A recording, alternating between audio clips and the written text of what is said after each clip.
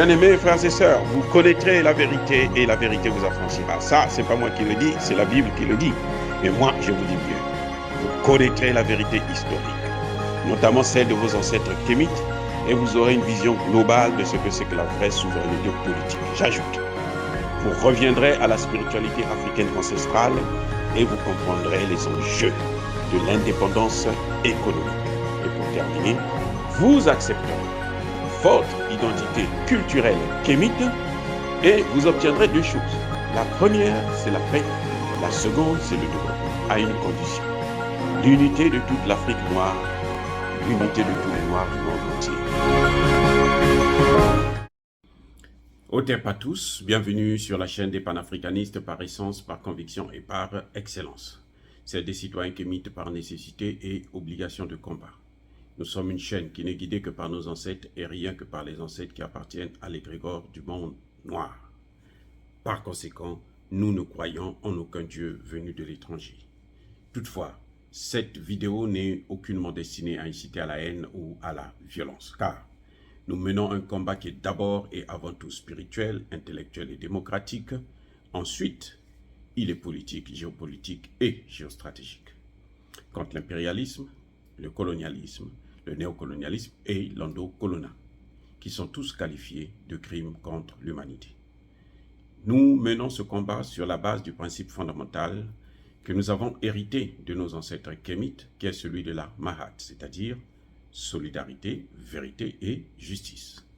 Vous êtes donc en droit de connaître la vérité, et nous avons l'obligation de vous dire la vérité, rien que la vérité, afin que justice soit rendue au continent africain. Et ça, c'est notre modeste contribution dans cette noble lutte en faveur de la souveraineté, la dignité, la solidarité et l'unité africaine. Ça, c'est exactement ce que nous appelons le panafricanisme. Bien-aimés frères et sœurs, la Centrafrique devient la capitale des BRICS en Afrique centrale. En d'autres termes, les BRICS ont décidé de mettre en place une banque centrale des BRICS au Centrafrique. Quelle est l'implication? Est-ce que c'est un avantage? Est-ce que c'est un désavantage? En tout cas, depuis la création des institutions de Bretton Woods, qui ont permis donc la mise en place, ou si vous voulez, la création de la Banque mondiale et du FMI, on n'a pas vu évoluer les pays africains. On n'a pas vu évoluer les pays pauvres. Vous allez me dire qu'il y a les pays émergents maintenant, mais en tout cas, en ce qui concerne l'Afrique, le FMI et la Banque mondiale n'ont été d'aucune utilité. Vous le savez très bien. Le FMI, et plutôt la Banque mondiale, n'a pas pour mission de développer les États africains, tous les pays quelconques. Ce n'est pas la mission de la Banque mondiale. La mission de la Banque mondiale se limite à la réduction, je dis bien réduction de la pauvreté. Vous ne vous développez pas, mais vous ne devez pas mourir, parce que si vous mourrez, nous, on n'aura plus les matières premières, on n'aura plus la main-d'œuvre, on n'aura plus ceci, on n'aura plus cela. Donc, on vous met au milieu, on réduit la pauvreté pour que vous puissiez souffler un peu. Vous êtes sous dépendance des puissances occidentales, et dans tous les domaines. Domaine de l'industrialisation, domaine financier, la monnaie, par exemple, pour les pays africains, le franc CFA qu'on nous a imposé, ainsi de suite. Donc, vous ne pouvez pas bouger. Ça, c'est la Banque mondiale. Réduction de la pauvreté. Même pas éradication. Non, je dis pas éradiquer. Le FMI, c'est pour réduire. Il faut souffrir, mais un peu seulement. Ne mourrez pas, un peu. Et le FMI, par contre, lui, c'est la police, c'est le gardien, c'est le surveillant. Il surveille les politiques d'échange des autres pays du monde entier, pour éviter que le dollar ne puisse se dévaluer, le dollar ne puisse être déstabilisé. Donc, tout a été fait pour le maintien des puissances occidentales comme puissance du monde, puissance dominante, et les pays pauvres comme fournisseurs des matières premières, de la main-d'œuvre aux puissances occidentales. Les BRICS sont créés en 2014. La banque, en tout cas, de développement des BRICS est créée en 2014. Pourquoi? Vous voyez, la Russie faisait partie du G8. À l'époque, on appelait ça G8, parce qu'il y avait la Russie aussi. Quand la Russie a occupé la Crimée, ils ont créé maintenant le G7. On a exclu la Russie. On a puni la Russie. On a mis la Russie sous embargo, puisque c'est leur arme fatale, embargo. Et là, que fait la Russie? Ils s'entendent avec les autres pays membres du BRICS pour créer une banque de développement. Donc là, c'est différent. On ne parle plus de banque de réduction de la pauvreté. Là, c'est le développement. Il y a deux volets. Le volet finance et développement. Donc, on peut vous donner de l'argent pour vous aider à vous développer. Et il y a les fonds. Le deuxième volet, c'est le fonds de réserve d'urgence, qui est presque comme le rôle du FMI. Donc, vous voyez, dans la banque de développement des BRICS, vous avez à la fois la Banque mondiale et le FMI. Mais cette fois-ci, avec plus de puissance, plus d'objectivité. C'est-à-dire que nous, on ne part plus pour réduire la pauvreté, mais on va pour développer les États qui font partie ou qui travaillent avec nous, comme le Centrafrique aujourd'hui. Donc, cette banque ne peut qu'être une bonne chose pour l'Afrique centrale. Hein? Pas seulement pour le Centrafrique, mais pour l'Afrique centrale. C'est une opportunité, une porte qui s'ouvre pour les pays de l'Afrique centrale. Mais encore faudrait-il que les pays de l'Afrique centrale puissent sortir du franc CFA.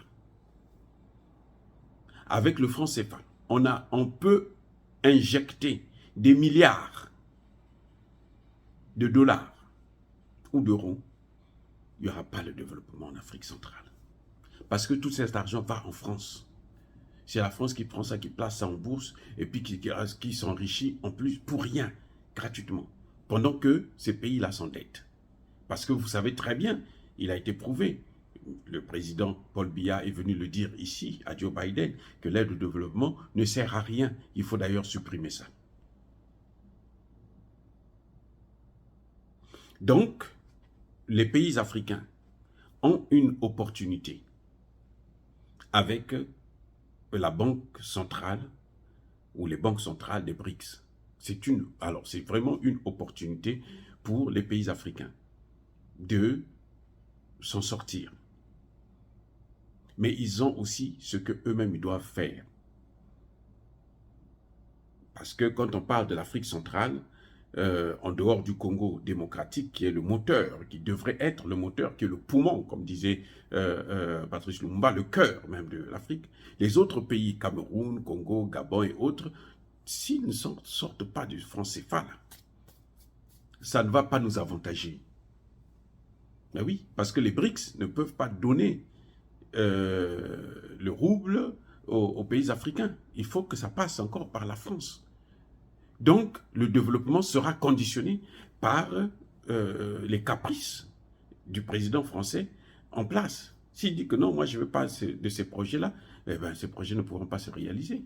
À moins qu'ils contournent, c'est-à-dire qu'ils achètent les machines qu'ils viennent vous donner clé à main. Eh oui.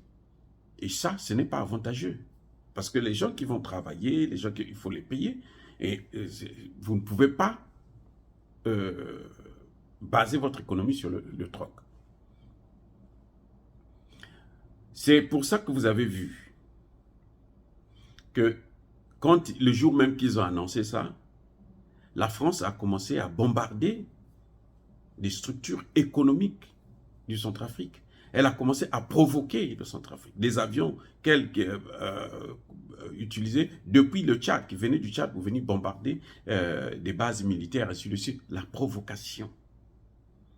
C'est pour ça. Parce que la France ne sait plus quoi faire, puisque une banque centrale, une banque de développement, des BRICS au Centrafrique, un pays qu'ils viennent de perdre, eh bien, c'est qu'ils ne vont plus revenir. Ça va être très, très, très difficile pour la France de reprendre encore le contrôle du Centrafrique. À moins d'avoir un Bozizé au pouvoir qu'ils sont en train de préparer et armer depuis le Tchad.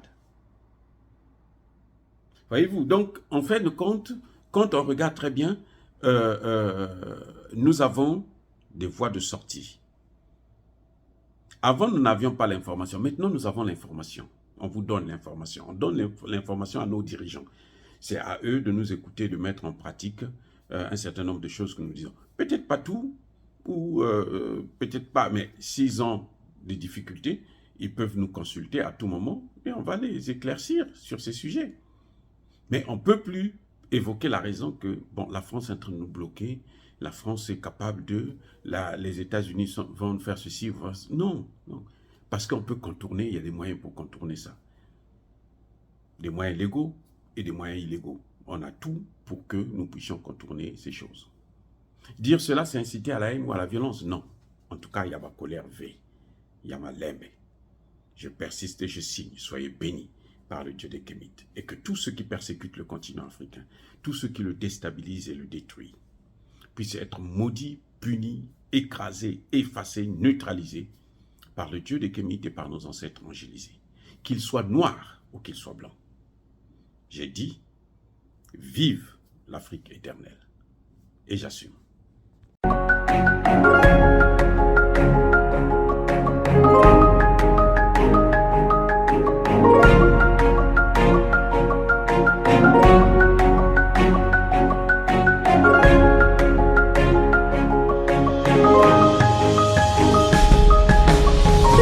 Eux, ils marchent par la foi et non par la vue. Mais moi, je vous conseille vivement de marcher par la connaissance scientifique et historique, notamment celle de nos ancêtres kémites, par les 5 sens et par l'intelligence. À vous, Apia.